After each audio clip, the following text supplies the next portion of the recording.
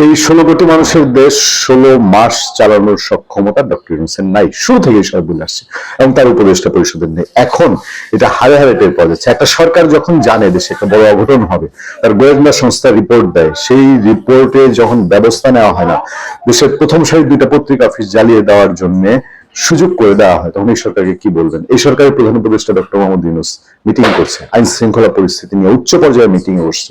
সেই মিটিং যখন তারা করে, যেই দিন করে, সেই দিন খুলনায় এনসিপি নেতাকে সেই ওসমান হাদি স্টাইলে, ঠিক ওসমান হাদিকে মাথায় গুলি করা হয়েছে, এনসিপি নেতাকে মাথায় গুলি করা হয়েছে।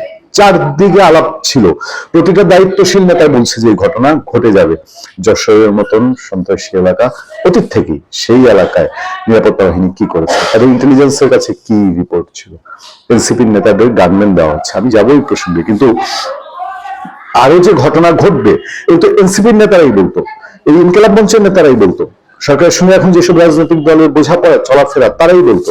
এনসিপি নেতাকে গুলি করার পরে আমরা দেখেছি অনেকগুলো ভিডিও ছড়িয়ে পড়েছে, তার মাথা বুক সব জায়গায় একদম লাল ছড়িয়ে গেছে। সেই মানুষটিকে খুলনা জাতীয় নাগরিক পার্টির শ্রমিক সংগঠনের কেন্দ্রীয় নেতা মোহাম্মদ মোতালেব শিকদারকে গুলি করা হয়েছে সোমবার দুপুর 12:15টার দিকে নগরের সোনাডাঙ্গা এলাকায় একটি বাসায় এই ঘটনা ঘটে।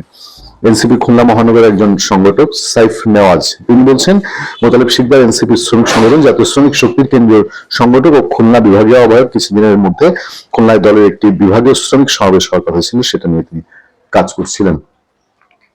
সোনাডাঙ্গা থানা পরিদর্শক অনিমেষ মন্ডল তিনি বলছেন, খবরের সত্যতা নিশ্চিত করেছেন, বলেন মোতালেব নামে এক ব্যক্তিকে দুর্বৃত্তরা গুলি করলে উপস্থিত জনতা তাকে প্রথমে খুলনা মেডিকেল কলেজ হাসপাতালে নিয়ে যায়, পরে সেখান থেকে তার মাথার সিটি স্ক্যান করার জন্য সিটি ডায়াগনস্টিক সেন্টারে নিয়ে যাওয়া হয়। নগরের সোনাডাঙ্গা এলাকায় গাজী মেডিকেল, আমরা দেখেছি সিটি স্ক্যানের পরেও তিনি টিকে আছেন, মাথাগুলির পরেও তিনি টিকে আছেন। এখন ওসমান হাদিকে যে হাই প্রোফাইলের হাই লেভেলের ট্রিটমেন্ট সুবিধা দেওয়া হয়েছে, উনি এইটুকু পর্যন্ত পাবেন কিনা আমি জানি না।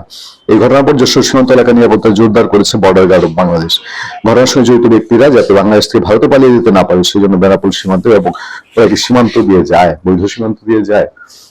যারা এসব অকাণ্ড কুকাণ্ড করে তারা তো বৈধ সীমান্ত পথে চলাচল করে না। বিজেপি থেকে বলা হচ্ছে, মোতালেব শিকদারের উপর হামলার ঘটনায় জড়িত ব্যক্তিরা যাতে কোনোভাবেই সীমান্ত অতিক্রম করতে হবে। এটা একটা নতুন স্টাইল তৈরি হলো না, যে বাংলাদেশে যে কোনো জায়গায়, যশোর খালি বর্ডার এলাকা বলে না, যে কোনো জায়গায় অঘটন ঘটিয়ে ভারত চলে যাওয়া। তো এই জিনিসটা আদিত্যতে তাদের যাওয়াটা ঠেকানো নাকি তাদের কর্মটা করা ঠেকানো, কোনটা আগে জরুরি? আইন শৃঙ্খলার পরিস্থিতি নাজুক থেকে নাজুক তর, এটা আর এই সরকারের নিয়ন্ত্রণে নাই। এদের পুলিশ পুলিশকে এটা নিয়ন্ত্রণের মতো অবস্থায় তারা রাখে নাই, ইচ্ছে করে করে করে করে পুলিশে যাচ্ছে তাই করা হচ্ছে।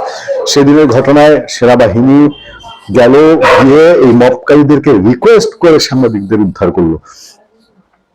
আগে কেন ব্যবস্থা নেওয়া হলো না? শাহবাগ থেকে এত বড় মিছিল আসছে, এই ধরনের ঘটনা ঘটাবে সবাই আন্দাজ করছিল, তারপরেও আবারও শুট করলো হাজির মতো অন্য এনসিপি নেতাকে। যে নির্বাচন আসতে আসতে আইন শৃঙ্খলার উপর মানুষের আশ্বাস চলে আসবে, মানুষ ভরসা করতে শুরু করবে। এই ভরসার রূপ ভালো থাকবেন, সুস্থ থাকবেন। আপনার সাথে আমি আতিক রহমান, পূর্ণিয়া।